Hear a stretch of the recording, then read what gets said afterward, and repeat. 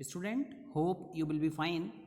Today we will study about regular falsi method, जिसको कि हम false position method के नाम से भी जानते हैं. देखिए यहाँ पर हम अप्रोक्सीमेशन प्रॉब्लम्स को सॉल्व कर रहे हैं, ट्रांसडेंसल इक्वेशंस को सॉल्व कर रहे हैं. तो यहाँ पर भी हमें सेम वही प्रोसीजर फॉलोअप करना है कि अगर हमें कोई फंक्शन दिया हुआ है तो पहले हम उसको ज़ीरो से इक्वेट करते हैं. इक्वेट करने के बाद हम f0, f1, f2, f3 ये वैल्यूज़ फाइंड करते हैं. जहाँ पर भी फंक्शन का बिहेवियर नेगेटिव से पॉजिटिव की तरफ जाएगा तो हम ये कह देंगे कि जो हमारा रूट है वो इन पॉइंट्स के बिटवीन लाई करेगा. जैसा कि तो हम यहाँ पे लिख सकते हैं f2 क्या है, नेगेटिव है, f3 क्या है, पॉजिटिव है. तो हम कह सकते हैं the root lies between 2 and 3. तो जो हमारा एक जनरल फार्मूला है वो ये है कि हमने x0 को माना 2 और x1 को माना 3. सबसे पहले हम fx0 फाइंड आउट करेंगे, इसकी वैल्यू को फाइंड आउट करेंगे, फिर हम fx1 की वैल्यू को फाइंड आउट करेंगे. तो इसका जो जनरल फार्मूला है वो इस तरीके का होता है. ये हमारा फर्स्ट अप्रोक्सीमेशन कहलाता है. x2 equal to x0 fx1 minus का x1 fx0 fx1 माइनस का fx0. देखिए ये हमारी डायरेक्ट वैल्यूज़ हैं. ये फंक्शन में पुट करने के बाद जो वैल्यूज़ आती हैं वो होती हैं.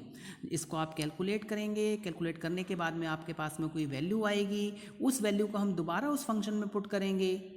फॉर एग्जांपल पॉजिटिव आया तो इट मीन्स हम क्या करेंगे, अगर फंक्शन का बिहेवियर पॉजिटिव आ रहा है तो पॉजिटिव रूट को चेंज करना होता है और नेगेटिव आ रहा है तो उसको हम नेगेटिव रूट को चेंज करते हैं. तो हम ये कह सकते हैं the root lies between 2 and x2. यहाँ पे जो हमारी छोटी वैल्यू होती है उसको हम x0 मानते हैं और जो बिगर वैल्यू होती है हम उसको x1 कहते हैं.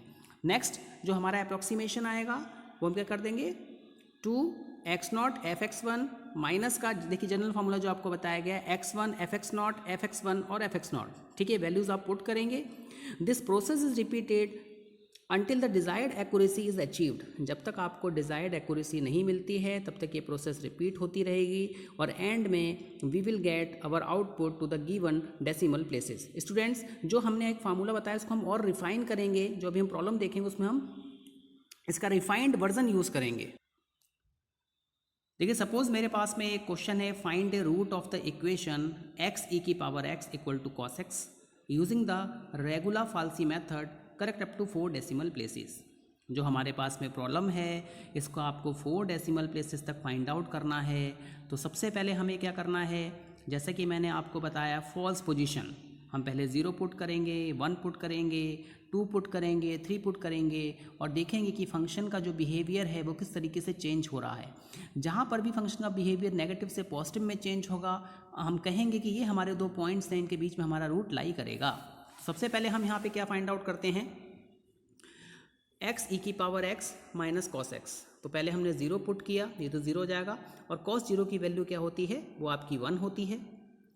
तो f0 कितना आ गया हमारा, -1 आ गया. इसके बाद देखिए जब आप 1 पुट कर रहे हैं तो जो 1 जो है वो आपका रेडियन में है, बट यहाँ पर जब हम कॉस की बात करते हैं तो ये जो वैल्यू होती है आपकी किस में होती है, डिग्री में होती है. कॉस x है, साइन x है. तो आप क्या करेंगे, सबसे पहले 1 को आप किस में चेंज करेंगे, डिग्री में चेंज करेंगे. ठीक है, तो आपके पास में जब भी ऐसी कोई प्रॉब्लम आती है तो उसको डिग्री में चेंज करने के लिए आप उसको क्या कर देते हैं 180 डिवाइड बाय पाई.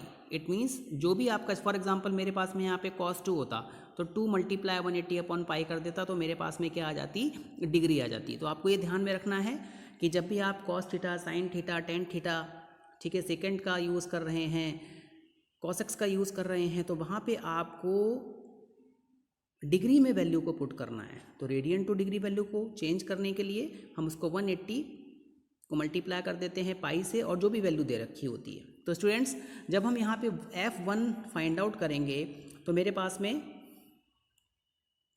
आंसर आएगा 2.179. अब 2.179 क्या है, हमारी एक पॉजिटिव वैल्यू है. तो अब मुझे क्या करना है, जो मेरा पॉजिटिव रूट था मुझे उसको चेंज करना है. इट मीन्स हम ये कह सकते हैं कि f0 is negative and f1 is positive, so the root lies between 0 and 1. अब हम इसको फार्मूले में पुट करेंगे, हमारा फर्स्ट अप्रोक्सीमेशन हम फाइंड आउट करेंगे. तो सबसे पहले हम फर्स्ट अप्रॉक्सीमेशन की बात करते हैं। देखिए मैंने यहाँ पे इसका एक जनरल फार्मूला यूज़ किया हुआ है, हम इसका रिफाइंड वर्जन यहाँ पे यूज़ कर रहे हैं। फर्स्ट अप्रॉक्सीमेशन क्या, देखिए एक्स नॉट आपने फाइंड किया, एक्स वन आपने फाइंड किया, एक्स टू आपको फाइंड आउट करना है। एक्स नॉट माइनस का x one minus x naught upon f x one minus का f x naught multiplied by f x naught. X naught कितना है 0 और एक्स वन कितना है 1, यानी 0 से 1 के बीच में हमारे रूट लाई करेंगे।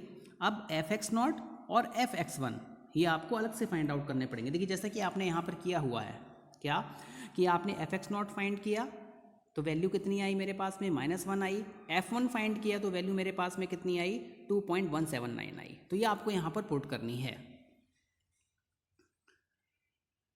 आपने यहाँ पे 0 पुट किया -1, ठीक है। जब आप इसको कैलकुलेट करेंगे तो आपके पास में यहाँ पे क्या आ जाएगा 0.31466।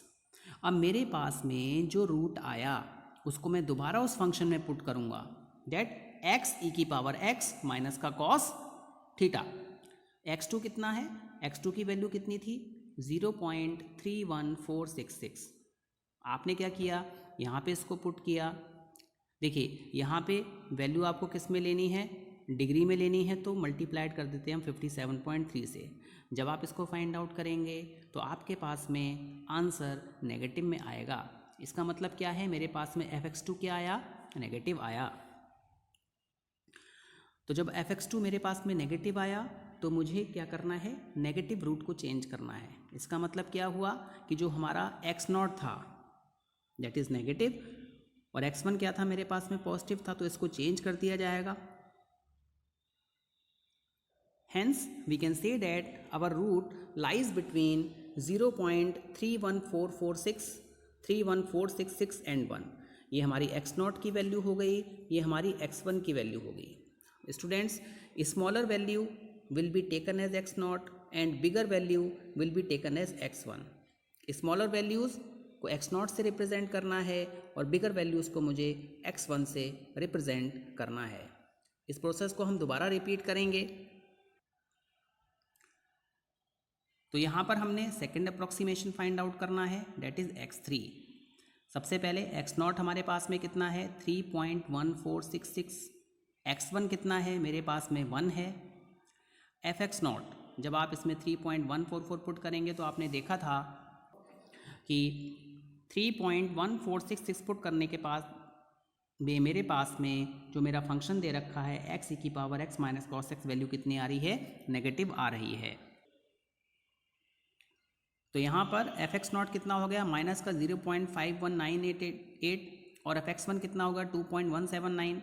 नाउ x3 कितना है, x नॉट माइनस का x1 माइनस का x not F x one minus का एफ एक्स नॉट मल्टीप्लाइड कर देंगे x। देखिए यहाँ पे आपको प्रॉब्लम ना हो इसके लिए हम x नॉट और x1 को ही कंसीडर करके चल रहे हैं। x नॉट हमेशा क्या होगी, आपकी स्मॉलर वैल्यू होगी और x1 क्या होगी, आपकी क्या होगी, बिगर वैल्यू होगी। तो स्टूडेंट्स यहाँ पर हमने क्या किया, x3 फाइंड आउट किया।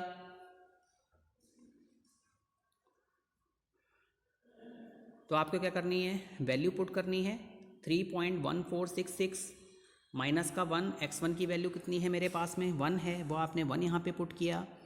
x नॉट की वैल्यू आपने पुट की, यहाँ पर आपको f(x1) माइनस का f(x नॉट), ठीक है। तो f(x1) की वैल्यू कितनी है 2.179 है और f(x नॉट) की वैल्यू कितनी है माइनस की 0.51998 है। तो हमने क्या किया, इसको प्लस कर दिया, मल्टीप्लाई कर दिया f(x नॉट) से। तो जब आप इसको सॉल्व करेंगे तो आपके पास में आंसर आएगा 0.44672। नाउ अब हम क्या करेंगे, जो हमारे पास में x3 आया है इसको हम अपने फंक्शन में पुट करेंगे। जैसे कि मैंने आपको बताया था कि जो f(x) दे रखा है वो क्या है, x e की पावर x माइनस का cos x।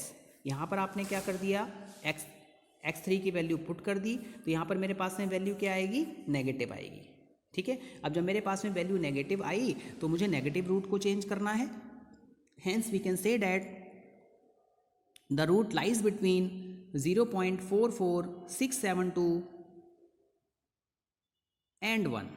अब सेम मुझे क्या करना है, इसको x नॉट ले लेना है और मुझे इसको क्या मान लेना है, x1 मान लेना है।